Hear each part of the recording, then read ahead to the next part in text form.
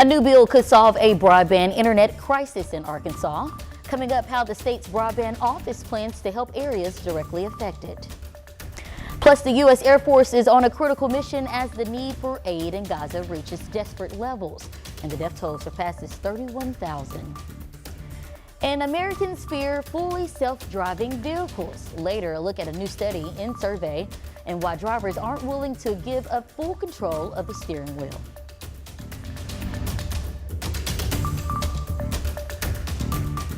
Hello and thanks for joining us on this Thursday afternoon. I'm Jurnee Taylor and it's a cloudy Friday Eve.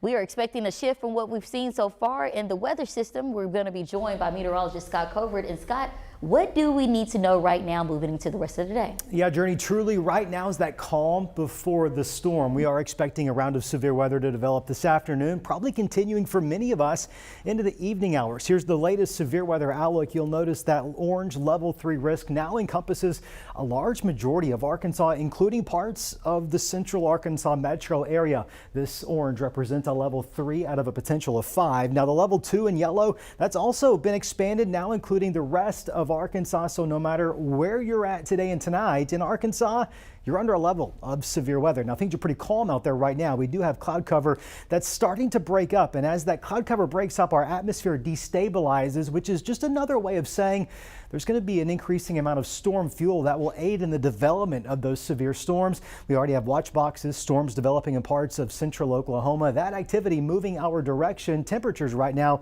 sitting at 73 degrees in the capital city, 74 your number in Pine Bluff. It's warm, it's humid, and it's going to get warmer. Those storms will fire up. We'll break down the specific hazards you can expect and a timeline of when, all coming up here in just a few moments.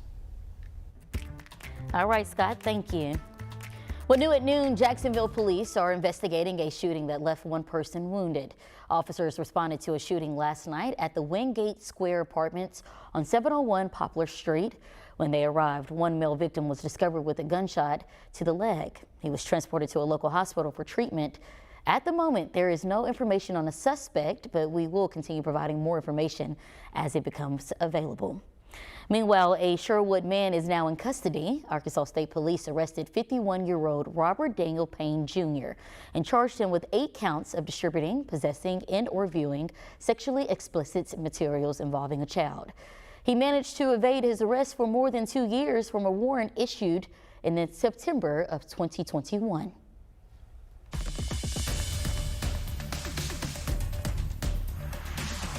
In a THV 11 update, new charges being brought against the former Bryant School janitor arrested last month for allegedly filming a student getting dressed in a bathroom. 33-year-old Renee Cross now facing 6 more counts of video voyeurism. Investigators said they would be looking for more victims when they arrested Cross back on February 16th. And today, there's a warrant to take Cross back into custody on the 6 new counts. A Little Rock police officer finds herself on the wrong side of the law. Elizabeth Roberson arrested and charged yesterday with 3 felonies and 2 misdemeanors for unauthorized use of the Arkansas Crime Information Center database. She's now out on bond, but likely won't be returning to LRPD. Roberson had been with the department since 2018.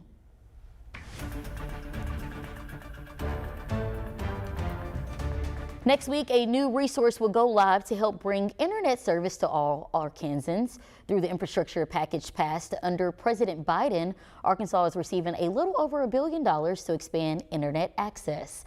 Along with those funds, the state's broadband office has come up with a plan to better diagnose which areas are disconnected.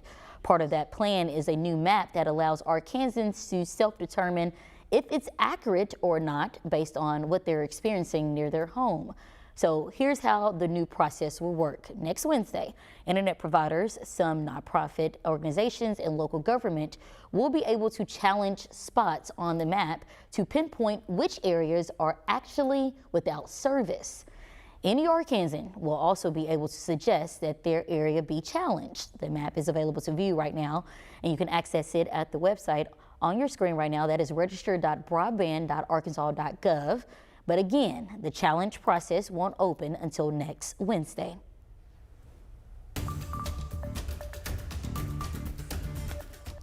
In Georgia, a Fulton County judge dismissed 6 of the 41 counts against former President Donald Trump. The judge threw out charges that accused Trump and several co-defendants of pressuring public officers to violate their oaths as part of the effort to overturn the 2020 election.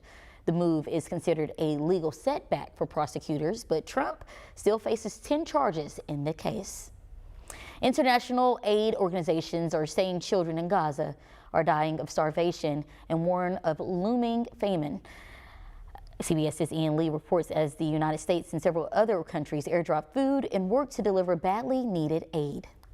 The U.S. Air Force is on a critical mission. A C-17, one of the military's largest cargo planes, takes off.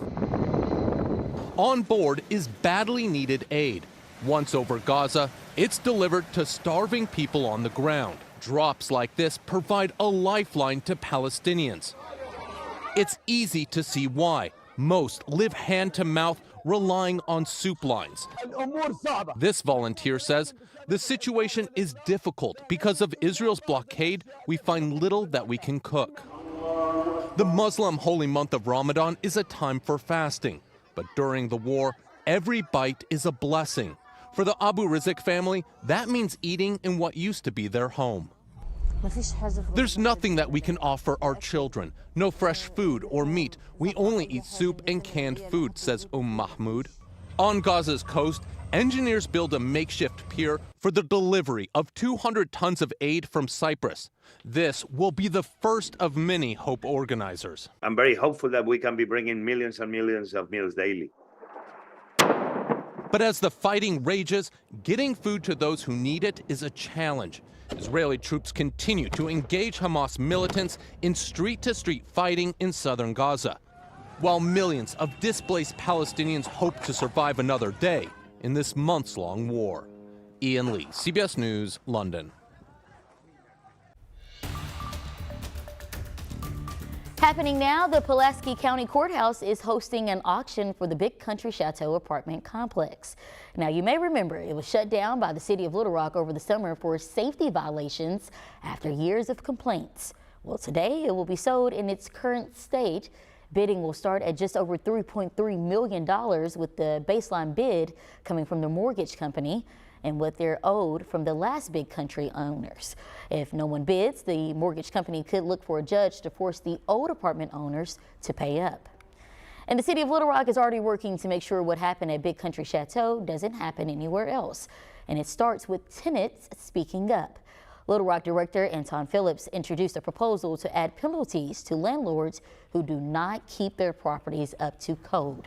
The addition will lay out the time frame a landlord has to fix a property if it doesn't meet code standards, and failure to comply could result in more fees or a lien being placed on the property.